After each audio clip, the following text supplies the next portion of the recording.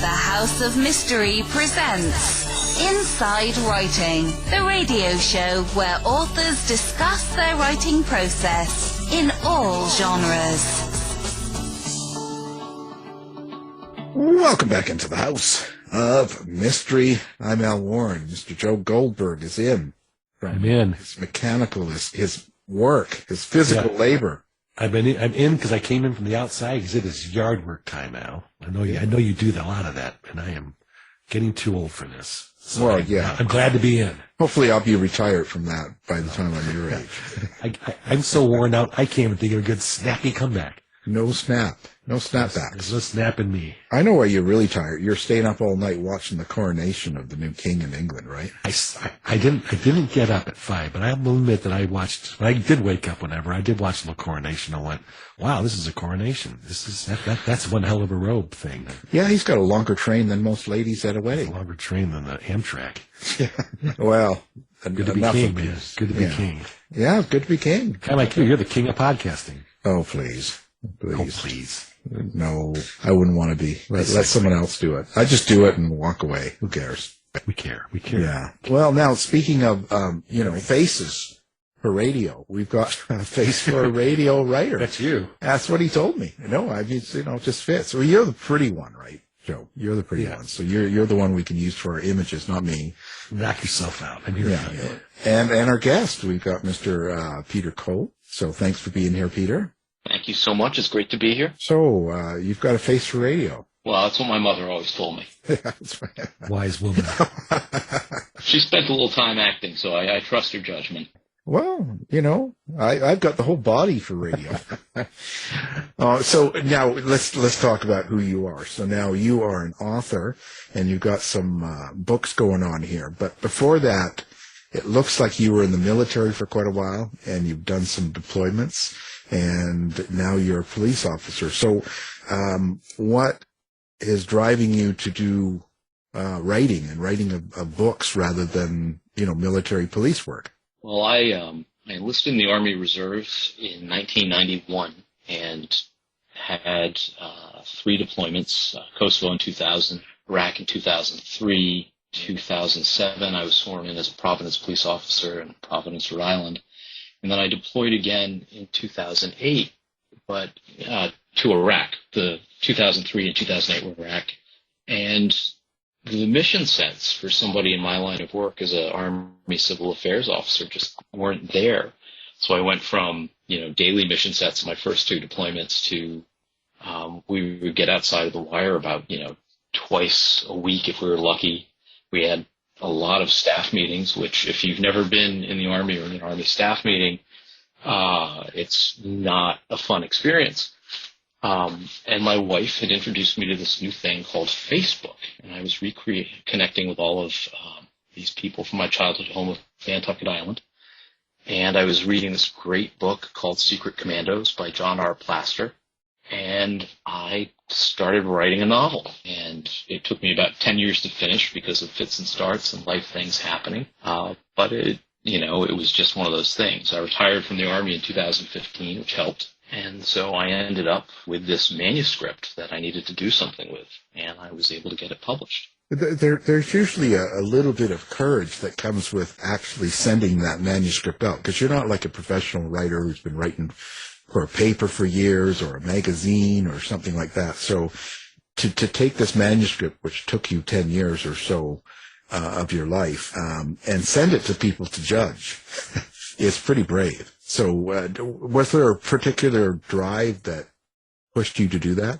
So, yeah, actually. So first of all, I have to tell you, how you hear that story about the struggling author who, tons of rejections and they have trouble getting an agent. And, rejection after rejection. Yeah. I'm not that guy. We hate you, Peter. And you should. I got very lucky. So yeah, what drove the train on it, I was, at a sort of career point, and a good friend and classmate of mine wanted me to join the SWAT team.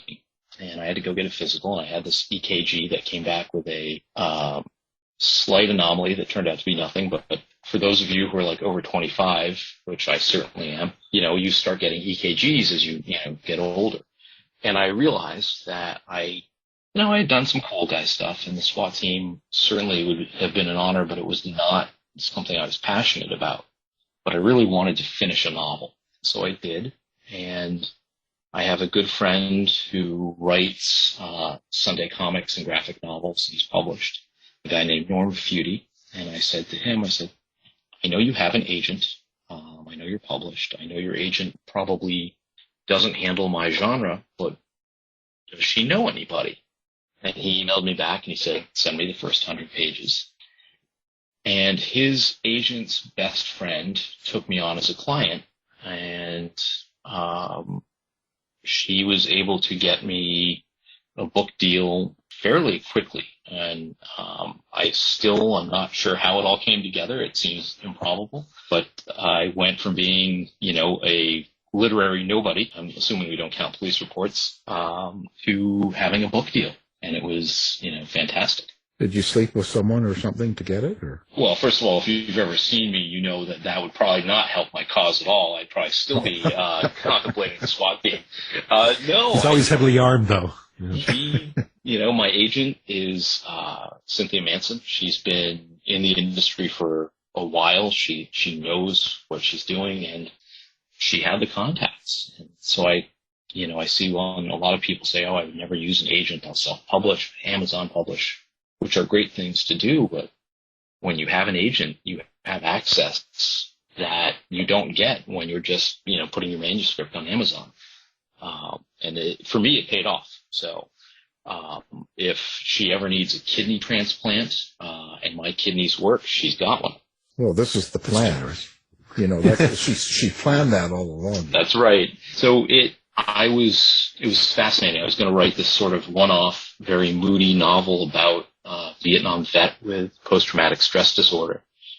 And he's, sort of fallen into private detective work just because he has really no idea what else to do with his life. And he's, a perpetual adolescent, not unlike me. And suddenly she said, do you think you can write a series? I can sell a series better than I can sell a standalone. And so I took this kind of one-off project, and I had to develop this entire world and all these characters to populate it. So it's been fascinating and a lot of fun. Well, you said Vietnam, and I'm wondering, why did you go back to Vietnam, given the fact that you have a more contemporary military experience? So laziness, and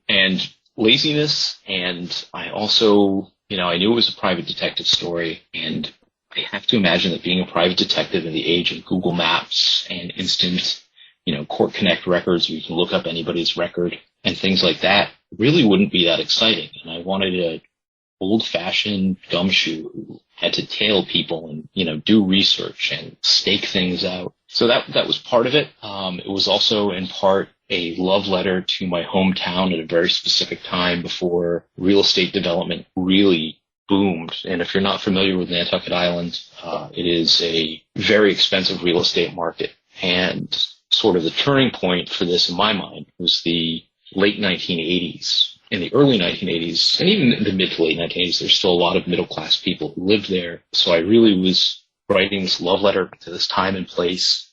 I wanted a guy who still had to do the old-fashioned detective work. And because it had to be set in a certain time, and I was interested in PTSD, Vietnam was the war that made sense.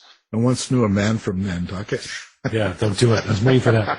What was the difference sort of in research of the military from Vietnam era, which was the war of my youth, and having the experience you had and the knowledge of the military in the 2000s? Because research is critical, of course, and you had to do it. I've done tons and tons of research, hundreds of hours, thousands of dollars, that type of thing.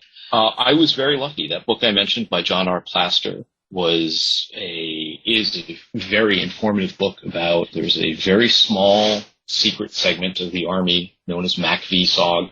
They also included Navy and some Marines, I believe.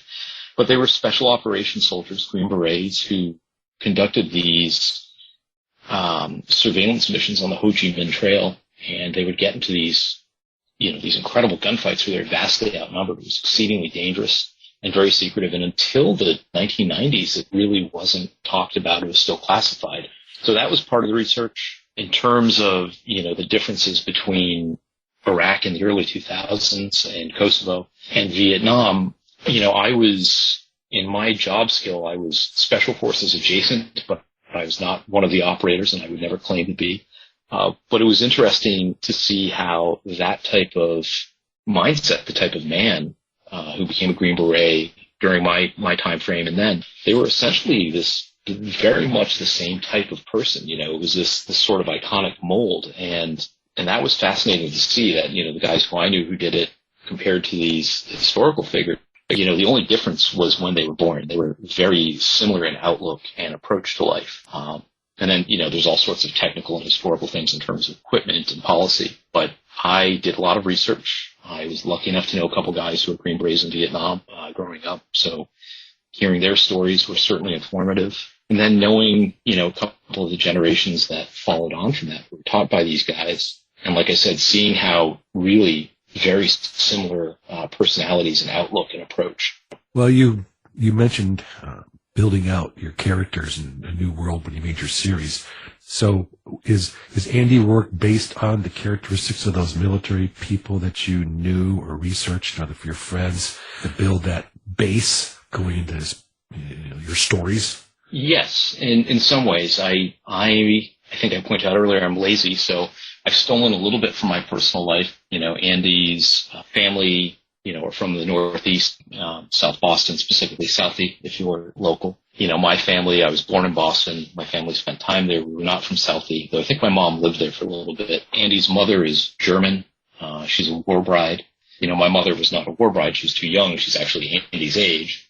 But she and my family were, my grandparents were refugees from the Soviet Union in the area of the Ukraine, who actually ended up fleeing west into occupied Poland. And then after the war, as the Soviets were gobbling up whatever they could in Eastern Europe, they kept fleeing further and further into Germany. So I was able to take some of that sort of experience, that immigrant experience, and roll that into Andy.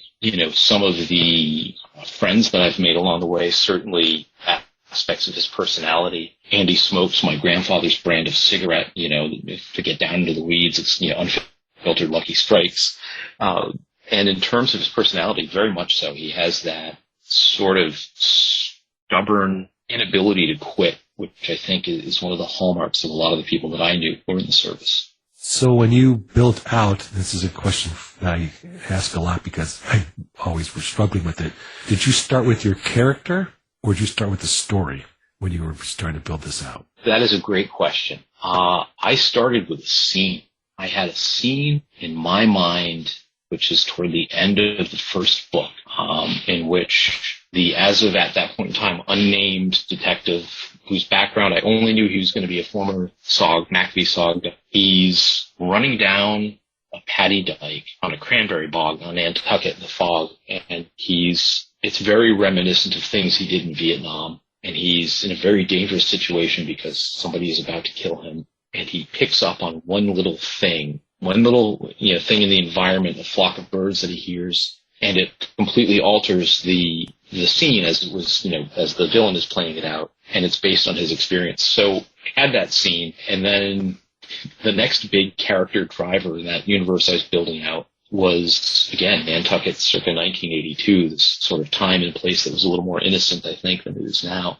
And once I had those down, I got the first novel written. It was really about the relationships that he has. And I guess in that novel, too, he's got a childhood best friend in that novel who he deals with, and they have this relationship. He's got a client. And I will be perfectly honest, my first novel, like a lot of people, I did not know what I was doing.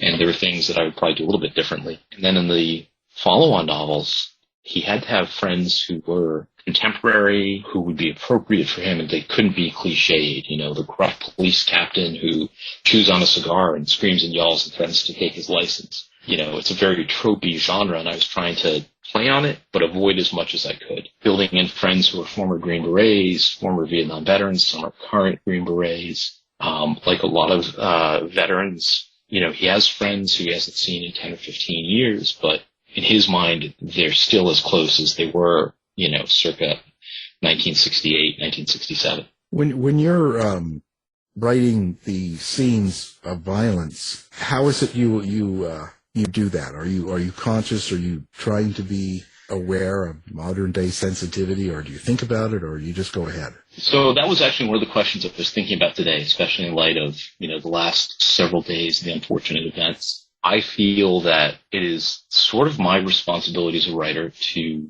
first and foremost, write an entertaining story. But within that, to write the scenes of violence, I think they have to be credible. They have to be realistic. They can't glorify the violence. And in fact, in a lot of them, they really, in my books, I hope what comes across is sort of the real ugliness and interpersonal toll that the violence takes, emotional, physical. I'm not knocking him because his films are fantastic, but the sort of violence, say, a Quentin Tarantino film, that's not what I'm going for. I want something that is, for people who are in violent professions or have dealt with violence, police, martial artists, veterans, when they read the passages, they go, oh yeah, no, that's real. That's exactly what happens when that happens. And I think by making it realistic and honest, that is sort of the counter to the aggrandizement of violence in books, film, not so much radio. You guys you get a pass, but it's unseen violence. So we just talk about it. Well, yeah, no, you must put a lot of yourself into this, right? Having the military and policing background. Do you find yourself going back and taking from things you've seen and using that in your characters? Sometimes that is definitely part of it. I think there may be writers of much greater technical skill who can just fully develop this stuff in a lab. I can't. I have to, put bits of my life in it, one, to ground it, but two, for the things that, I run a very fine line between being very descriptive in certain areas, places, locations, apartments, and being very vague and physical descriptions of people. I like to give just enough information that you, the reader, will take over and form your view of the people. So to that end, yes, which isn't to say that, I've never been on the Ho Chi Minh Trail. I've never laid an ambush. Some of the martial arts scenes, are based on discussions with my older brother, who's a very skilled martial artist for years, who practiced a couple different forms. And I would say things like, hey, read this scene. Is this how you execute that type of kick? And, but in terms of the emotion and, whether people like me who are, cops and soldiers and sometimes, very tough guys like to admit it, there is this emotional component to it. When you're done with a violent altercation and if you're not badly hurt, there's the after effects, emotional and physical, what happened. And I think I definitely put that in, there's not a lot of gloating when Andy Roark is done fighting somebody. If he's, not badly hurt, there's not a lot of, high-fiving and did you see how I did that? So. Well, you've mentioned, like we all do in writing, we're trying to write entertaining books, but given his background and your background and, police and military, are there any subtext or themes that you want people to sort of come away with, the PTSD element of stress of being in the military, even being a private investigator? Is there something larger than just entertainment that people will siphon out of your writing? Absolutely. Each book, there's sort of a subtext. I like to think of it as my hidden theme, and I'm probably not being as subtle as I would like. Part of it is, not just PTSD, but for this particular character, he's had this experience of being, this very unique experience where he's essentially at the top of his game. What he did in Vietnam was done by a tiny, tiny number of soldiers. They were literally the best of the best that we had. They fought in secret. And so for him, there's this sense of no longer sort of fitting into the world. And while I can't claim to have had that experience in toto, I remember coming back from deployments and thinking, geez, I just spent a year working with the same 3 or 4 soldiers, a couple other Americans, a small team environment, doing our job and facing, common dangers and hardships together. And they had my back 100%, 24 hours a day, 7 days a week, and vice versa. And then coming back, and especially as a reservist, where you step, in a matter of days or weeks from you're on active duty to now you're at home in your house or your apartment, and you don't have that team and you don't have that support. And there's this incredible sense, at least for me, of loneliness and isolation. And that's one of the things which I try to convey with Andy in the first probably 2 books. And then going on, the second book, it's sort of a bit of an homage to my grandparents, in that it is it's a classic, detective story, but it's also about the immigrant experience. And in America, we think of Vietnam as an American experience. But for the characters in the book who are Vietnamese, their take is a little bit different.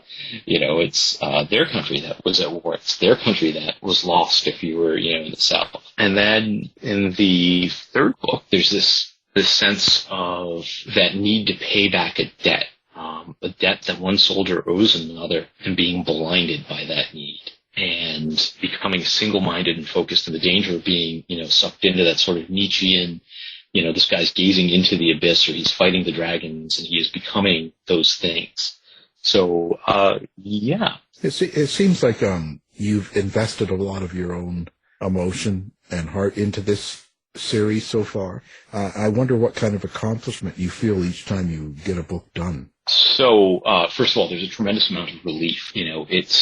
Each book takes about a year to write, with the exception of the first one, the decade in the making. But there's this sort of rhythm to it. You start off slowly, you do your research, or I do my research, and then you kind of, for me, the writing, if I can get a few pages done, that's a good day. If I can get a few paragraphs done, that's an okay day. In the beginning, sometimes just 3 sentences, if I can get 3 sentences done. And then by the time the book is done, there's been this furious rush toward the end, because now the story is really taking off and it's kind of writing itself. And then, like a lot of writers, I have been in the project for so long. I've been in the forest for so long I can't see the trees, and I don't know if what I turned out was any good or not, because I've been just so immersed in it. And classic case in point, The Ambassador, my current book that's out, I wrote it. I felt like I was writing in a rush to make deadline.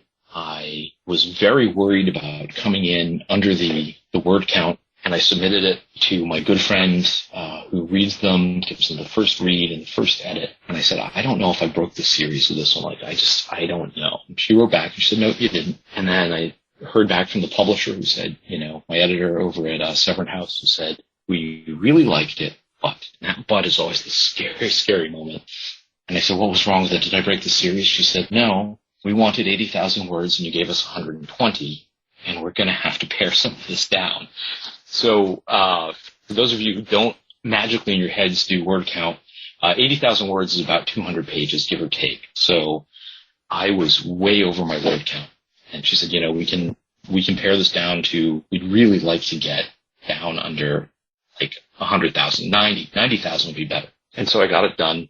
And we made the edits, and I sent it off to my agent. And, I also have a small coterie of people who read the first draft. My brother, the martial artist, a couple of very good friends. They're all people who are very honest with me. And that is an eternity waiting for the feedback. And the feedback I got was, no, this is probably the best one yet.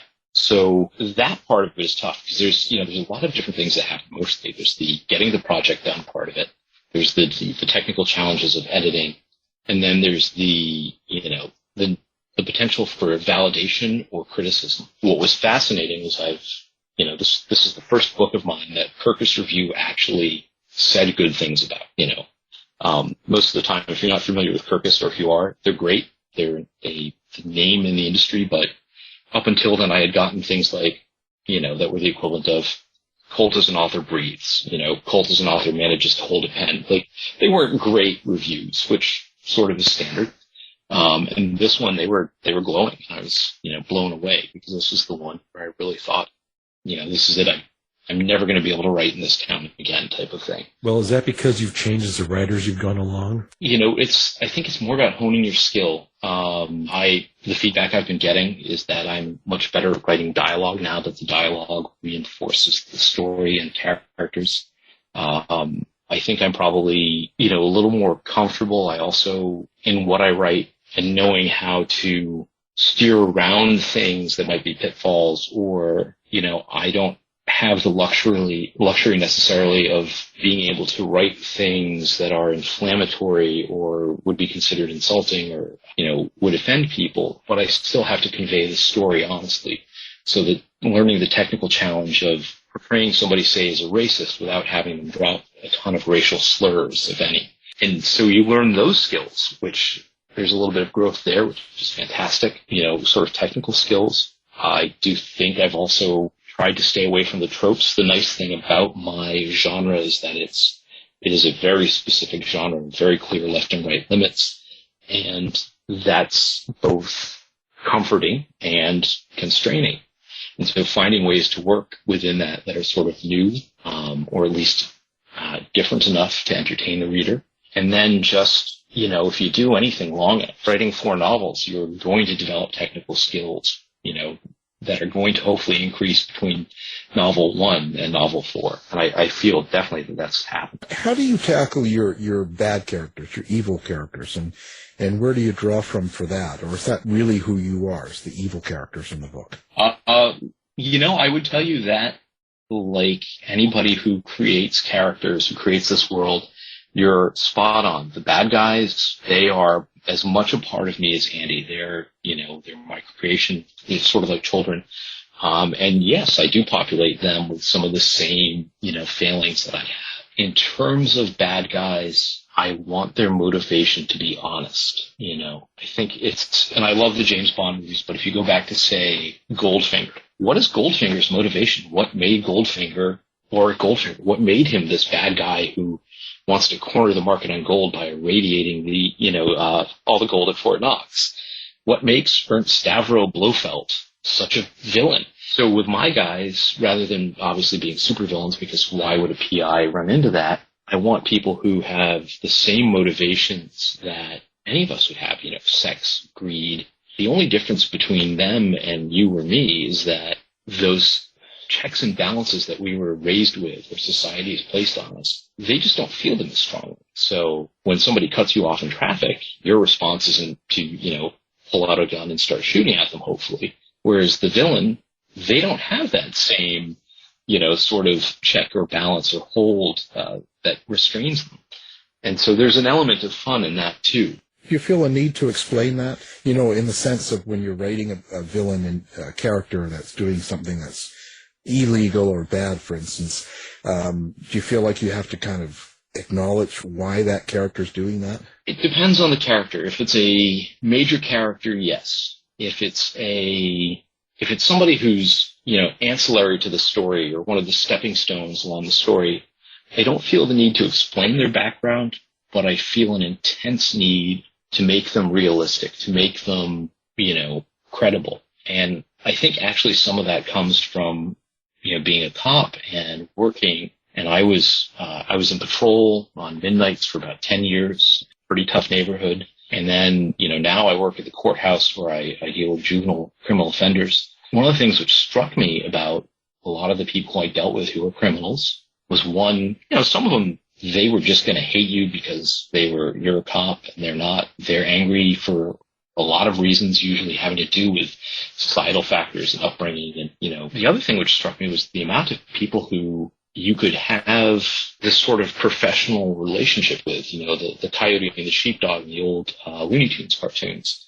And you could have this sort of professional understanding of boundaries and rules. So when writing the minor characters, or not so much minor, but the less developed characters, and some of them will actually become more developed villains in later books, but trying to give them that same sort of quality. Because you have to remember, too, as a cop, when you see a villain on the street, for instance, you're only interacting with them for 20 minutes, an hour, maybe once a week or every couple of days. And so that's what I try and convey with my sort of ancillary villains, the B team, if you will. I think in doing that and keeping the dialogue honest and crisp and real, I think that's where their character development comes in. Well, you mentioned writing the mystery genre has sort of guide rails. It's a narrow road.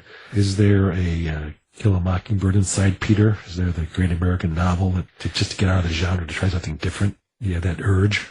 So, sure. I first of all, I would love to retire from the department. It's been very, very good for my family, and they've allowed me to do a lot of things. But at some point in time, I will have to hang up my spurs, as they say. And I think that will give me the time to explore different types of writing outside of the genre. Maybe not necessarily To Kill a Mockingbird, but maybe looking at crime from different perspectives, and or looking at crime as the sort of packaging around the real story of the characters. But yeah, I would certainly like to write more in many diverse types of books. I guess when you're writing a fiction too, it probably gives you a sense of justice in the sense that you can make sure that justice is served, that the bad guy gets it, whereas in real life it doesn't always happen. I imagine that's an important part as well. It is, though I do it more for the reader than I do it for balancing the books. One of the things which I'm sort of proud of in my books is that, even when the bad guy gets it, sometimes it's a pure victory for my guy, or it's a hollow victory, or he feels no sense of victory. He's just survived this sort of thing, this, set of experiences. And now he has to sort of figure out what he has to do for the next several months. There's not a lot of justice, and part of keeping it, very honest for the reader, even though, like I said, my main goal is to entertain, but it can't be the wrapped up in an hour, neat bow-tied ending. There has to be an element, I think, of reality. So I'm very comfortable with there being a certain amount of justice deferred, delayed, denied. I will say many times my agent says things like, you can't do that. The reader has expectations. You have to give them a little more. And then I'll say, okay, you're right. And, or my editor will say, that's really, can we have that just doesn't quite work. And I'm very responsive to the feedback because it is, they know what they're doing. I've written 4 books and they've dealt with hundreds, if not thousands. So yes, there's an element, I guess, of that, but not much. Well, we're talking about the reader. So as you're writing and you have a loyal fans of Andy Roark, are those people standing over your shoulder as you're writing? Do you think about them, or do you just block out how the reader will react to your writing and just write away and then maybe worry about it later? So I don't understand my own fan base. I will be perfectly honest with you. I had my own brother, a guy who's known me my whole life, say, I really feel like I know Andy. Like, I really feel like I'm like friends with him. Like we hang out, and I've gotten similar feedback from other people, and I just can't see it because I have this one over the world view. Like I see the total universe this guy lives in. But if I'm concerned about the reader while I'm writing, it is that scenes and dialogue are as credible as I can make them. I never want the reader going, that didn't quite work for me, or, it was okay, but, or, Andy wouldn't really do that. And I think of the sort of the British mystery novel thing. One thing which I used to hate when I read, not so much contemporary ones, but slightly older British mysteries, maybe like Sherlock Holmes, when Dr. Watson takes the safety off the revolver. Most revolvers don't have safeties. And I don't want my readers to have that moment. I don't want the people who are familiar with Boston going, you couldn't get there from, that route, or nobody would take the tunnel at that time of day. And so that's where I consider it. I'll tell you a funny story. My father-in-law, my late father-in-law, read the first novel, and he said 2 things. He said, one, please don't ever show me an unedited manuscript. Don't show me an unedited manuscript again, because I can't read all the mistakes. And so that was a huge lesson to learn. But then he said, the only other problem was you have him driving to the Cape, Cape Cod from Boston. Why did he take such a foolish route? He went over the wrong bridge. And if you don't know, across the Cape Cod Canal, there are 2 bridges, and there are different routes that align with them. And I had my detective driving the way that I always drove from Providence, Rhode Island, which is, 45 miles south of Boston. And yet Andy lives in Boston, and he would never take this route that I had him going down. So that's when I think about the reader. I try and avoid these moments. Yeah. So you didn't tell us, so that guy that cut you off in traffic, you don't go out and shoot him, but you take that character and put them in your book and dispose of them? No, usually not that. I see the temptation. I'll do something. I think the people that I'm disposing of in my book, or the villains, if you will, there's an element of this person has to be bad enough. And there's that, but they're fiction. They're this wonderful creation. There are a couple in book 3, there are a couple of characters who are informed by people who I've run into over the years, but not so much that I make them villains, but that they had certain habits or, elements of vanity that I wanted to add in. And sometimes, some of the heroes too are, very much based on that. But, no, actually more, if anything. So in book 3, I just beat Andy up. I take a lot of stuff away from him, and I drag him through the coals and the mud, and I give him this sort of Sisyphean task. And every night I'd finish writing a new passage in which I was further mean to him. I would take something away, or I would harm him some way, or I'd injure him emotionally or physically. Close the laptop for the night, and I'd go leave my office and walk into the living room, and I'd laugh at my wife and go, so I stuck it to Andy tonight, and have a good chuckle. And I think there's more of that element to it, is, what can I put this character through and have him bounce back? Sounds like an S&M book. If I thought that I could move a few more copies, if I could write that type of genre, I certainly am not too proud to give it a whirl. Well, there you have it. Well, so let's talk about how people find you. Do you interact on social media? Do you have a website? Do you where do people find you? So I am so kind of ironically, for somebody who always considered myself a very private person and shunned social media, I have a Peter Colt author Facebook page. I pretty much respond to anybody. I have a Peter Colt author Instagram, Twitter. I have my own website, which I believe it's peter-colt.com. I am very accessible. I have a author email, which is pete@peter-colt.com, brought to you by Google, I should add. And so I'm out there. If people reach out to me through my website, my Facebook, I love talking to fans. And I will tell you, early on, I was given a gift. I had published my first novel, and I got an email from a guy who said, hey, I was a forward air controller in Vietnam. I was part of something called the Sneaky Pete Air Force. And they were the guys who, they're kind of mentioned in the book. And he said, one, I don't think anyone has ever really mentioned Covey riders and this and that. But he said, I really liked your book. And, so I struck up this friendship with this man. And I've had other Vietnam vets who've reached out. And it's really gratifying. I've done my job. If I have somebody who was there, either in Vietnam or even did or was close to what these guys did, and they say, you did a good job. You didn't make it improbable. You didn't screw it up. We never called BS on anything. And so for me, that's one of the big benefits of being accessible. And yes, I'm very accessible. Also, Severn House UK, any of the books from number 3 on are certainly advertised there. Kensington published my first 2 books, and they are, there's a presence there.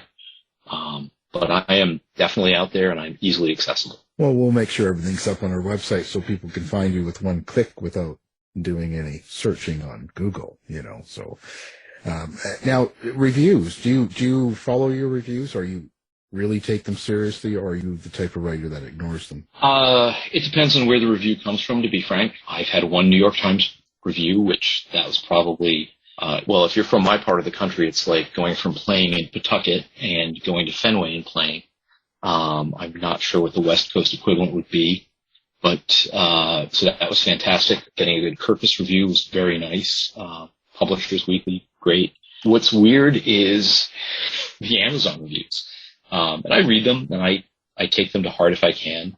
For the most part, you have to have this sort of Zen approach. You have to know you're not going to make everybody happy, and that sometimes people just want to be able to voice an opinion. And what I found is if I get a negative review on Amazon, I like to click on that person and see what books they liked. And sometimes, I have this review that's really negative, and I look at the types of books they read, and I go, well, of course they didn't like my book. They're reading Joe Goldberg. X, Y, and Z in a different genre. Why would you even pick this up? The only review I've ever really been annoyed with, had a person review one of my second book on Amazon, and you can feel free to look it up. And the review was terrible. They just wrote terrible as the title, and wrote, I loved the first book, but by the second book, I was ready for a divorce. And I thought, good for you. It's snarky. It's catchy. I get it. But, you're not really helping me write a better book when you do that. I always, tell people that you have to take it with a grain of salt. You're not going to please everybody. The good reviews are nice, and, everybody loves to hear nice things said about them. But at the end of the day, as long as you keep getting book deals, that's a great review. My publisher keeps publishing me, and that's one of the best reviews I can ever have. Oh, you hunt down those reviewers and take them out. It's a technique. I just don't think I have the time or energy. I'm a father of 2 boys, and I still work full time, so it's enough that I can get the lawn mowed and write these books. Yeah, no, I know. Well, we really appreciate you being here. I guess are you working on book 5 now? I am working on book 5 right now. It is a couple months away from being done. It's a lot of fun. It is called The Judge. That is a working title. It may change. And it's a little story about blackmail and Andy Roark trying to help out the victim. That'll be interesting. Well, we appreciate you being here. And, of course, the newest book, which is called The Ambassador, and it's the Andy Roark Mystery Book 4 in the series. And our guest is the author, Peter Colt. Thank you for being here. Thank you so much for having me. I really enjoyed myself. Interesting. Thank you. You've been listening to the House of Mystery radio show. To find out more about our guests, hosts, or shows, go to www.houseofmystery.com. Show's over for now. Was it as good for you as it was for me? Well, good night. This has been a production of Something Weird Media. I'll be back.